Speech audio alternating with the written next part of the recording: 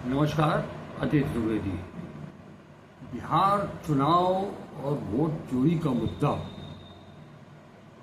काफी गर्माता चला जा रहा है और इस मुद्दे ने केंद्र सरकार की पेशानी पर बल जरूर ला दिया है।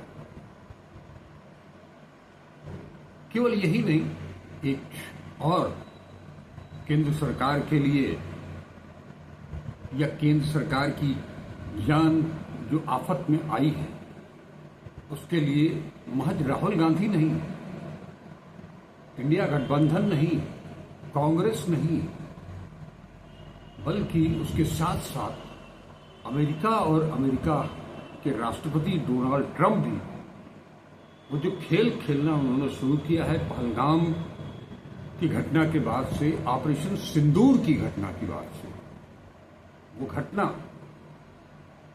जो टैरिफ जिस तरह से 50% और उसके बाद H-1B वीजा का जो मामला सामने आया है जिसमें कि $1 लाख,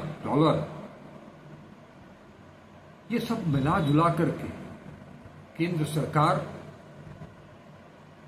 अब इसकी काट खोजने में लगी हुई है कि उनका जो अपना वोट बैंक था, उनके जो अपने भक्त थे, उनके जो अपने ट्रोलर थे, उनको क्या मसाला दें, क्योंकि एक पर एक लगातार कोई एक मसले से वो किसी सुलझ नहीं पाते हैं, तब से दूसरा मसला सामने आ जाता है। बात हम वोट चोरी की ही करेंगे।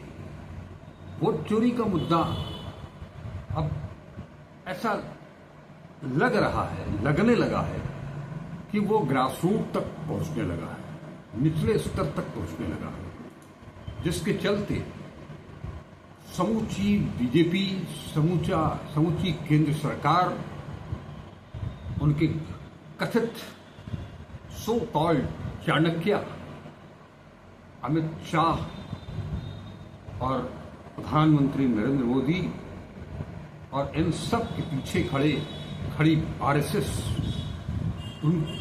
वो भी अपना कोई एक स्टैंड ले नहीं पा रहे हैं। अब आप सोच सकते हैं कि ये राहुल गांधी ने किस तरह से पहले महादेवपुरा का मामला उठाया, एक कॉन्स्टिट्यूंसी का, उसके बाद आलंद से लेकर के तीन कॉन्स्टिट्यूंसियां आ गई, और अब की बार जो उन्होंने खुलासा किया उसमें मैंने बताया ही था कि सबूत वगैरह, गवाह सब कुछ लेकर के चले आए। उसके बावजूद चुनाव आयोग के ऊपर कोई जवाबदेही जैसे कि लगता है कि बनती ही नहीं हो। आरोप को खारिज कर देना, उस पर एक्स पर पोस्ट कर देना उसे, लेकिन चुनाव आयोग और खुद निर्वाचन आयुक्त, मुख्य निर्वाचन आयुक्त ज्ञानेश कुमार भी अंदर से लगता है कि कुछ सहमे से नजर आ रहे हैं, क्योंकि 2-3 चीजें हैं। अब आप सभी जानते हैं कि पिछली बार उन्होंने अब की बार के पीपीटी प्रेजेंटेशन में जिस तरह से वो सारी चीजें उठाई और उसके बाद जो सीआईडी का मामला उठा दिया, 18 महीने में 18 रिमाइंडर और उसके बाद कोई सुनवाई नहीं, वो डाटा, वो सबूत सीआईडी तक को नहीं दिया जा रहा था। तब कर्नाटक सरकार ने राहुल गांधी, माना यही जाए कि राहुल गांधी के निर्देश पर कर्नाटक के मुख्यमंत्री सिद्धारमैया ने वो सारा मामला सीआईडी की जांच जो चल रही थी उसको बंद करके एसआईटी गठित कर दी है। अब वो एसआईटी, उस एसआईटी में तमाम वो सारे जो लोग हैं जिन्होंने बड़े बड़े मामलों को सुलझाया है, वो सब लोग उस एसआईटी का हिस्सा बन गए। कुछ चीजें, कुछ तस्वीरें नाम के साथ मैं जरूर दिखाऊंगा, लेकिन ये मामला इतना ही बहुत गंभीर होता चला जा रहा है और राहुल गांधी ने अब पूरी तरह से हालांकि एकमात्र ऐसा इस देश का नागरिक है, इस देश का एकमात्र ऐसा नेता है जो कम से कम अपने विचारों को लेकर के वो कहीं वो कोई कंफ्यूजन या कोई घालमेल नहीं है।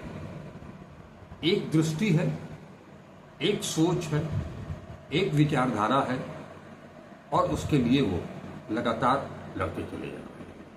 और अब स्थिति शायद ये आन पड़ी है कि लोग राहुल गांधी को बहुत गंभीरता से लेने लगे हैं,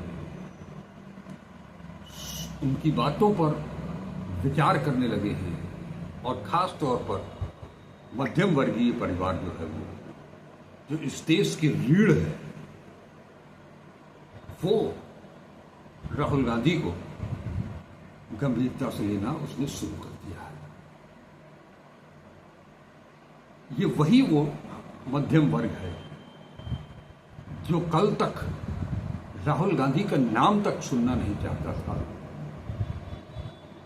जो एक छवि आरएसएस और बीजेपी ने उनके लिए बना रखी थी उसको लेकर के वो उनकी बातों को तवज्जो ही नहीं देता था। ज्यादातर लोग तो उस पर कोई ध्यान ही नहीं देते थे। लेकिन आज वही राहुल गांधी दिल दिमाग में घर करते चले जा रहे हैं। और एक मजेदार वाकया आज मैं देख रहा था, कुछ दिनों पहले मैंने भी वो अरफा जी को योगेंद्र यादव जी का इंटरव्यू लेते वो पूरा सुना था। अब हालत ये है कि बीजेपी के लोग उन चीजों को, वोट चोरी के उस मसले को बहुत गंभीरता से ले रहे हैं। उन्हें ये लगने लगा है कि कुछ तो गड़बड़ हो रहा है। जो ये सेंट्रलाइज्ड चोरी शुरू हुई है उसे लेकर के बीजेपी के अंदर भी बहुत सुगबुगाहट है। अन्यथा योगेंद्र यादव का वो बयान जो उन्होंने अरफा खानम शेरवानी को इंटरव्यू में दिया था, वो उसे ट्रोल किया जाने लगा है, उसे वायरल किया जाने लगा है, जिसमें वो बड़े कायदे से बता रहे हैं कि क्या क्या चीजें हैं, किस तरह से एक सब। हालांकि उन्होंने जो चीजें बताई हैं वो राहुल गांधी के हवाले से ही, राहुल गांधी के प्रेजेंटेशन के हवाले से ही बताई, लेकिन उस चीज को, उस डाटा को लेकर के जो उन्होंने बात की है, जो राहुल गांधी कर्नाटक की सीआईडी उनसे मांग रही थी, वो आईपी एड्रेस, वो सेल नंबर, ताकि वो पता तो चले कि कहां से कौन भोर में 4 बजे उठ करके उसको 2 नाम डिलीट करके फिर सो जाता है। और चुनाव आयोग, ऐसा हो नहीं सकता है कि ये सारी गतिविधियां चुनाव आयोग की जानकारी के बाहर हो। वो इससे अनभिज्ञ तो कतई नहीं हो सकता। अब एक और चीज सामने आ रही है जो सुनने में आ रहा है कि केंद्र सरकार एक बड़ा गेम खेलने जा रही है।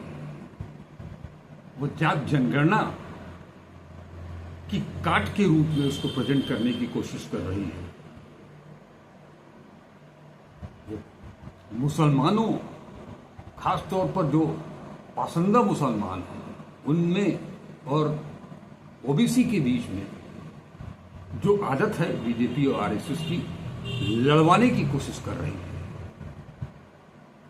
और वो अगर इस दिशा में कहीं कामयाब होती है तो ये एक बड़ा चैलेंज कांग्रेस के लिए ही नहीं, राहुल गांधी के लिए ही नहीं, बल्कि समूचे इंडिया गठबंधन के लिए होगा, बिहार के लिए होगा, बिहार चुनाव के लिए होगा, उत्तर प्रदेश के चुनाव के लिए होगा, तेजस्वी यादव और अखिलेश यादव के लिए होगा। और उसमें और कुछ नहीं, कांग्रेस की जो वो यूपीए सरकार ने जो वो सच्चर कमेटी की रिपोर्ट है, उसमें से कुछ लूप होल निकाला है इन्होंने। वो अब दुहाई देने लगे हैं। दुहाई किस बात की? कि मुस्लिम्स के बीच में तो कोई पिछड़ा होता नहीं है, कोई दलित होता नहीं है, और ये लिखित रूप में उन्हें मिला है।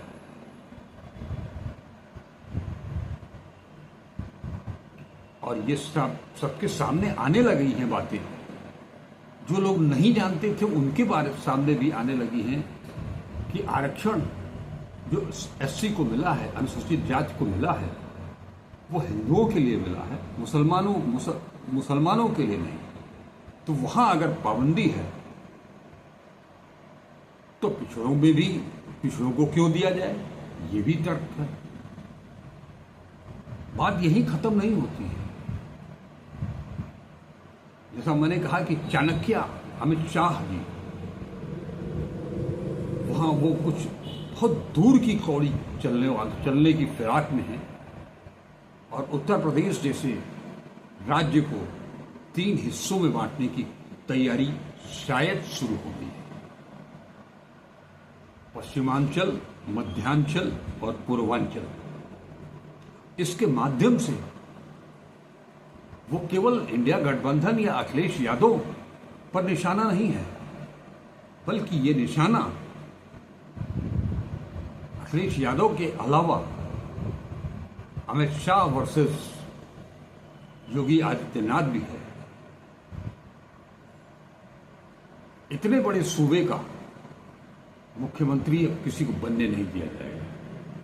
20-25 सांसदों को लेकर के एक एक राज्य अपना चला जाए। इसका सबसे बड़ा वो जो गणित है, जिसके पीछे अगर उत्तर प्रदेश का बंटवारा होता है, जैसे कि आंध्रा का बंटवारा हुआ, ऐसी स्थिति में अखिलेश कहां कहां जाएंगे? एक तो अखिलेश को एक जगह सीमित कर देना है, या तो वो मध्यांचल में रहें या पश्चिमांचल में रहें। वहीं